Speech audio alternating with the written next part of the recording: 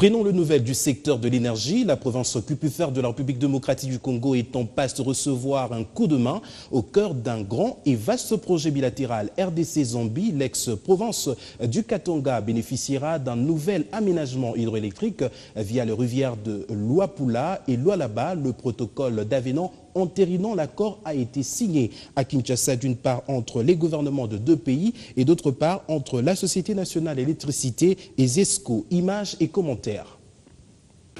Le geste scelle la redynamisation industrielle voulue entre la République démocratique du Congo et la Zambie.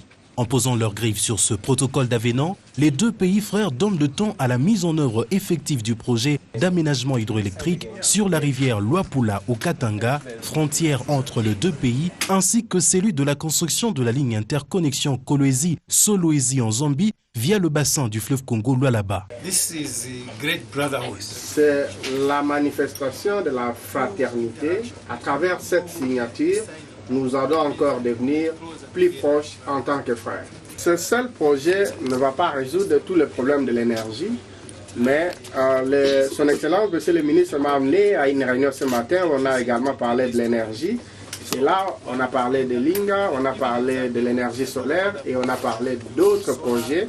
Dans mon pays également, il y a le développement d'autres projets et j'espère, si tous ces projets se réalisent, dans 20 ans, nous n'aurons plus de problèmes d'énergie dans nos deux pays respectifs. Épine dorsale de l'énergie électrique de leurs deux nations, les sociétés congolaises et zambiennes d'électricité ont à leur tour conclu l'accord qui permettra de construire des ouvrages sur le site Luapula. Évalués à près de 1000 MW, ces ouvrages communs permettront d'accroître la desserte du courant au bonheur de populations congolaises et zambiennes. La sagesse de nos deux ministères, je vais dire de nos États, ont voulu que nous ayons cette réunion à Lusaka et à Kinshasa. Certainement que cet accord se passe à deux niveaux. C'est ici, chers collègues, l'occasion de féliciter et de remercier le comité qui a travaillé sans